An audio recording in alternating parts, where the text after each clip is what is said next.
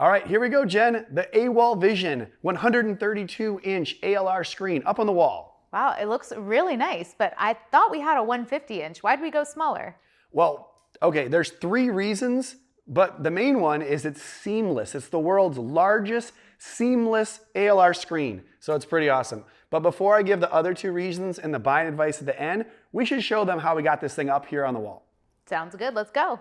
So everything that you need comes in one big box, including the 132-inch ALR screen that's all rolled up, and we'll move aside for now. Then you have all of the inner frame pieces and outer frame pieces. Again, we're gonna set the outer frame aside. And then there's also some rods that go inside the screen that help keep tension on it with the springs. So we'll move that all aside for now because we're really gonna need the inner frame to start with. Lastly, it comes with some accessories, some springs, some bolts, some screwdrivers, and some beautiful gloves. And that's pretty much it. So really what we need to do to start is to put all of the inner frame together. And luckily they're labeled pretty easily with A, B, and C. And all you have to do is connect one of the A's to one of the B's, and that creates one of the long sides to the projection screen. You do the same thing for the other side and just lay it out, and then the C pieces go on the ends and create your height. And you'll know how to orient these pieces because once you slide the C's and the A's and B's together, the 2 45-degree angle pieces make a nice picture frame. To make the install convenient, the brackets are already attached to one of the pieces, so you just slide them together and then use a screwdriver to lock the other one in place. The same goes for the end caps as well. They have an L bracket, so you slide those all together. You might want to loosen that up just a little bit in order to get a perfect 90-degree fit and then secure them all back in place. And then lastly, once you have all those together, you want to put the support rod in the middle because once you get the entire frame put together with the screen weight on it, it's a little bit heavy, and so that's nice that they have a support rod in the center. So now that we have the 132-inch inner frame together, we can just show you guys the difference between the 150 and the 132. And as you can see, it's definitely smaller and it's gonna be a bit of adjustment, but we wanted to figure out where this is gonna go on the wall before we put the rest of it together. But really we need to get this 150-inch screen out of the way so that we can put the 132 up. So we actually fired up the projector in order for us to see where the screen is gonna sit on the edges and know if we're gonna have to raise it up or down, move it left or right. And the reason that we're doing that now without the screen on there is because it's easier for us to see where the screen's gonna go with regards to where the stuff is on the wall. And this is something that you're gonna have to do with your screen and your projector depending upon how tall your cabinet is or if it's sitting on the floor or wherever it might be. So once we align the screen where the image projected on the wall, we then could mark the tops and the bottom of the screen perimeter, and we're ready to put the brackets up and hang the screen. When putting the brackets up on the wall, make sure that it's inside the perimeter of the frame. AWOL recommends that it's about 12 inches from the end, but really you can't miss with a screen of this size. So just find a stud. Luckily, our right side aligned perfectly and we're able to get that up pretty quickly. But on the left side, we had to move it in a little bit because we have vaulted ceilings in this room, and for some reason, that stud didn't extend down. So we just moved over and found a stud, drilled in, and it was pretty straightforward. And on the bottom, it was definitely easier to put those 2 brackets on without the screen over the top to make sure that we were exactly in the right spot.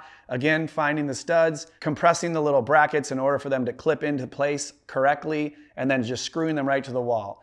I don't think I could have done this accurately with the screen on, so I'm glad I did it this way. And now with the screen leveled on the wall and generally in the correct place, we're gonna go ahead and take it back off the wall and put the rest of the screen together. Actually, first we have to lay out the ALR screen. So we took it out of the plastic and unrolled it on the big giant carpet out here because it's a nice, safe, flat area for us to do this in. Make sure you don't step on the corners, make sure you don't crease it, make sure all your animals and kids are all put back in their cages before you do this. I'm just kidding. Then after the screen is laid out, you gotta put the support rods into the frame around the perimeter because those are gonna help keep the edges from ripping once we put the springs on. It's a little tricky, so take your time in putting the rods in because they want to kind of pop through the little holes that you need to put the springs in. And so you just kind of rotate them as you spin them along the perimeter. And once they're all situated in place, then we can take the inner frame off of the wall, lay it down, and square it up. And I should say that squaring this inner frame up on the ALR screen is very important because once you start putting the springs on, it's a little difficult to move the screen around. So you're supposed to start with one corner and put those on and then go opposite corner, kind of like you would put a tire on with the tire lug nuts. So it's a similar fashion. You have to make sure that the screen is all nice and square before you get all these springs loaded up. Because we had a little bit of an issue with the 150-inch screen in this manner, we really wanted to make sure that these corners were all squared up. And once we adjusted one side just to give it a little bit more room on the top, then we were able to go around the rest of the screen and get all the springs locked in. And there are two little ridges you can connect them on. You're supposed to use the first ridge as it's a new screen and very taut, and over time, if you need to tighten it up, you can use the second ridge. It definitely took a little bit of time and ached my knees a little bit. I think there was probably about 2,000 springs. No, I'm just kidding. There's probably like 50.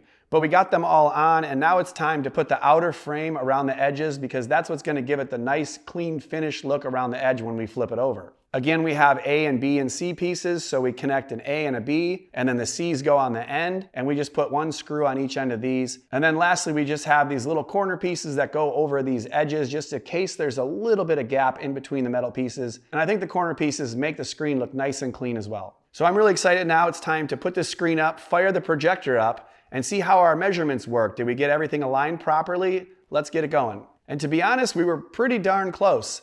I mean, we do have to do a little bit of micro adjusting, just kind of pull in the edges a little. But honestly, having the frame up there ahead of time without the screen on there proved to be very helpful because I remember when we had the 150-inch up here the first time, we did have to move it down about 3 inches because, you know, it's a lot of challenging measurements to figure out how things are going to line up, especially because it does add depth to the wall. And when you have an ultra short throw projector like this LTV 3500 Pro, you have very small margins of error. So you want to make sure that everything aligns properly. Wait, before I get too far, I should probably get Jen back in the room because I want to show her this 132-inch seamless screen and then give our thoughts on this versus the 150-inch that we had here before. All right, welcome back, Jen. What do you think of the old 132-inch screen up there? Yeah, well, it's huge. And also, we have it pretty well lit up in here to film, but the picture still looks really bright. It looks really good. Yeah, it does. It looks fantastic. And it's hard to differentiate between this and the 150-inch, but let's try. First, this is seamless. So if there was any complaints on having a 150-inch screen in the house, which I really didn't have a lot of complaints. Yeah. I mean, it's pretty awesome. We made a whole video about how awesome it looks with this big cabinet, with the LTV 3500 Pro from AWOL, and the screen. It's that I didn't know that the 150-inch screens have a seam in them. They're actually two pieces put together to make it that gigantic, which makes sense. Of course. You can only make things so big in the world, right? I guess. Okay, so without knowing that, got it, super stoked, that was the one issue. So now with the 132-inch screen, no seam in this at all, no seam. So it's one awesome picture and it looks fantastic. I mean, I think it even feels like it's a little brighter. I don't know if it's rejecting more light. I think it's a very similar screen, but maybe it's a little bit smaller, it's a little bit sharper. I think that's just the nature of it being smaller, is that it's gonna look a little better too. And secondly, you can actually fit this within 8-foot ceilings. So I know that we have vaulted ceilings here and it looks like a Tic Tac on the wall because of the big wall, but still, I think most people would be preferring this because you can get this in an 8-foot ceiling and there's no way you're fitting that 150-inch with 8-foot ceilings. No. I mean, you basically have to have that projector under the ground, so it's not gonna work. So that's 2 reasons. And third, it's just more of like a little thing for us, is that we have this really cool smart cabinet from AWOL. And in order to have this with the 150-inch, we had to pull it out. And it was about 6 or 7 inches from the wall, which makes this all stick into your room because the actual door opens up and the projector comes out further. So it's just like a tripping hazard, man. I mean, yeah, but we're really kind of like picking at Nitpicking, hairs. yeah, we're nitpicking. But the thing is if you have the combination of being able to put this cabinet closer to the wall, which actually brings the screen lower too, which I noticed the screen is probably 6 or 7 inches lower on the bottom. And the top then is, over a foot lower because it's smaller and it comes down. So you have all these things. You can fit it in an 8-foot ceiling room, get this tighter to the wall, no seam. It's pretty awesome. Yeah, and it's still humongous and everybody on the block is still gonna say, oh, they're the house with a huge TV. I don't think that most people are gonna differentiate between the 150 and the 132. And I think the 132 is totally fine. Now, if you have the room to do the 150, you have a gigantic cinema room, and that seam, which on AWOL's screen is very minimally noticed. I know we saw one at CES that was actually worse. It was like a very defined line in between the two pieces, and this is not that from AWOL Vision. But if you have a giant theater and you want to get the biggest possible screen, the 150 is still fantastic, and honestly, I love it. But because AWOL said they got the 132, and they want us to check it out, I was like, absolutely. We'll do them that favor. Yes.